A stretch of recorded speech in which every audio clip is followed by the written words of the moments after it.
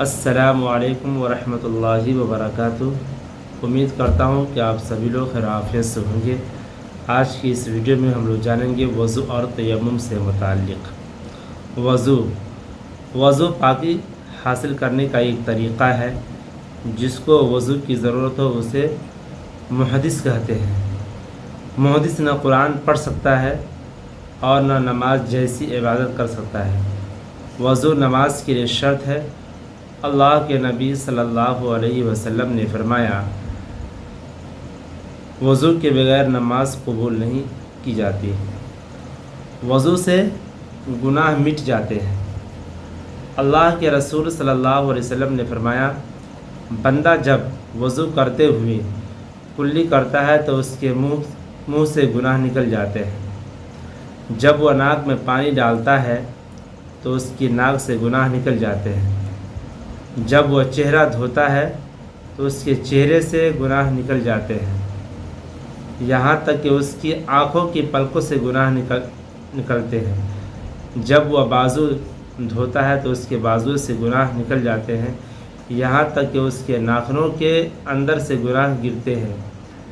جب وہ سر کا مسح کرتا ہے تو اس کے سر سے گناہ جھڑتے ہیں، یہاں تک کہ اس کے کانوں سے گناہ گرتے ہیں۔ جب وہ اپنے پاؤں دھوتا ہے تو اس کے پاؤں سے گناہ نکل جاتے ہیں، یہاں تک کہ اس کے پاؤں کی انگلیوں سے گناہ گرتے ہیں۔ اس کے بعد اس کا مسجد کی طرف جانا اور نماز پڑھنا تطوع ہوتا ہے۔ وضو کے فرائض۔ وضو میں کتنے فرائض ہیں؟ وضو میں 4 فرائض ہیں، اور وضو میں نیت کا بڑا دخل ہے۔ نمبر 1، چہرے کا دھونا 1 بار پیشانی کے بال کی جڑ سے ٹھوڑی تک اور 1 کان کی لو سے دوسرے کان کی لو تک 1 مرتبہ دھونا فرض ہے۔ دوسرا ہے بازوؤں کا 1 بار دھونا کہنی سمیت۔ تیسرا، چوتھائی سر کا مسح کرنا۔ چوتھا، پاؤں کا ٹخنوں سمیت دھونا۔ اس کے علاوہ وضو میں جتنے بھی چیزیں ہیں وہ سارے کے سارے سنن اور مستحبات میں آتے ہیں۔ نواقض وضو۔ وضو کن چیزوں سے ٹوٹ جاتا ہے؟ ہر وہ چیز جو پیشاب یا پاخانہ کی جگہ سے نکلے۔ نیند۔ اگر انسان نماز یا نماز کسی حالت میں سو جائے، رکوع سجود وغیرہ، یا اسی طرح اگر وہ بیٹھا ہو سو جائے اور اگر گرے نہیں تو اس کا وضو نہیں ٹوٹتا۔ ہاں، اگر ایک پہلو پر لیٹا ہو یا چت لیٹا ہو یا صرف ایک سریر پر بیٹھا ہو تو وضو ٹوٹ جاتا ہے۔ نمبر 3، نقصیر اور قے۔ اگر قے منہ بھر کر ہو تو وضو ٹوٹ جاتا ہے۔ چوتھا ہے بے ہوشی، خواہ کسی وجہ سے ہو، تھوڑی ہو یا زیادہ۔ پانچواں ہے خون، اگر نکل کر ایسی جگہ بہہ جائے جس کا غسل میں دھونا ضروری ہے۔ نمبر 6، قہقہہ، اگر نماز کی حالت میں ہو تو وضو نماز دونوں ٹوٹ جائیں گے۔ غیر نواقض وضو۔ بعض چیزوں کے متعلق لوگوں کا خیال ہے کہ ان سے وضو ٹوٹ جاتا ہے، حالانکہ ان سے وضو نہیں ٹوٹتا ہے۔ جیسے نمبر 1، شرمگاہ کا چھونا، خواہ پردے کے بغیر ہی کیوں نہ ہو، اگرچہ ہاتھ دھو لینا بہتر ہے۔ شرمگاہ کا چھونا خواہ پردے کے بغیر ہی کیوں نہ ہو، اس سے وضو ہمارا نہیں ٹوٹتا ہے۔ عورت کا چھونا، کسی شخص نے وضو بنا لیا ہوا ہے اور اس نے عورت کو چھو دیا، عورت کو چھونے سے نہ وضو ٹوٹتا ہے نہ روزہ، خواہ بوسہ ہی کیوں نہ لے لے۔ تیسرا ہے گالی دینا۔ گالی دینے سے بھی کیا ہے، ہمارا وضو نہیں ٹوٹتا ہے۔ تیمم۔ تیمم کا لفظی معنی قصد و ارادہ ہے۔ شریعت میں تیمم ہاتھوں کو مٹی پر مار کر منہ اور بازوؤں پر پھیرنے کو ہم تیمم کہتے ہیں۔ تیمم کن صورتوں میں کرنا جائز ہے؟ کن حالت میں ہم تیمم کر سکتے ہیں؟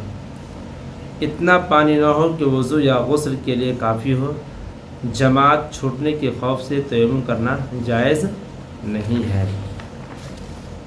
جب انسان بیمار ہو یا زخم ہو اور پانی کے استعمال سے دیر سے صحت یاب ہونے کا اندیشہ ہو، پانی اتنا ٹھنڈا ہو کہ وضو یا غسل کرنے سے بیمار ہونے کا اندیشہ ہو، ڈر ہو، تو آپ تیمم کر سکتے ورنہ نہیں۔ پانی قریب تو ہو لیکن اس کے لانے میں اپنی جان، مال یا آبرو کو نقصان پہنچے تو اس صورتوں میں ہم تیمم کر سکتے ہیں۔ پانی تو ہو مگر اس کے استعمال کے فوراً بعد پینے، کھانا پکانے یا ناپاکی کے دور کرنے کے لیے ضرورت پیش آ سکتی ہو تو اس صورتوں میں بھی ہم تیمم کر سکتے ہیں۔ تیمم کا طریقہ: بسم اللہ الرحمن الرحیم پڑھ کر دونوں ہتھیلیوں کو زمین پر مارنا اور ان پر پھونک مار کر جھاڑ کر پہلے چہرہ پر پھیر لینا چاہیے، دوبارہ زمین پر مار کر کلائی تک دونوں ہاتھوں پر پھیر لینا چاہیے۔ اس طرح سے ہم تیمم کریں گے۔ تیمم کن چیزوں پر کرنا جائز ہے؟ پاک مٹی یا ہر اس پاک چیز سے تیمم کرنا جائز ہے جو مٹی کی جنس سے ہو، جیسے ریت، پتھر، سیمنٹ، چونا، گچ، دیوار وغیرہ۔ یاد جن چیزوں سے وضو ٹوٹ جاتا ہے ان سے تیمم بھی ٹوٹ جاتا ہے۔ اسی طرح پانی ملنے پر یا عذر کے ختم ہونے پر بھی تیمم ٹوٹ جائے گا۔ اگر دوران نماز پانی پر قادر ہو گیا تو اس کا وضو ٹوٹ جائے گا۔ وضو کر کے عصر نو نماز پڑھنا ضروری ہے۔ ہوا خارج ہونے سے اس حصے کو دھونا ضروری نہیں ہے، ایسا ضروری سمجھنا کیا ہے؟ بدعت ہے۔ اگر کسی نے پیشاب کیا اور مٹی کا استعمال کیا، اگر وہ چاہے تو اسی وقت پانی سے صرف اسی حصے کو دھو لے، یہ بہتر ہے۔ البتہ ہر نماز کے وقت وضو کرنے سے پہلے مروجہ طہارت کی کوئی اصل نہیں ہے۔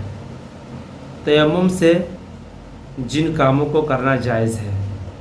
تیمم کرنے سے ہم کون کون سے کام کر سکتے ہیں؟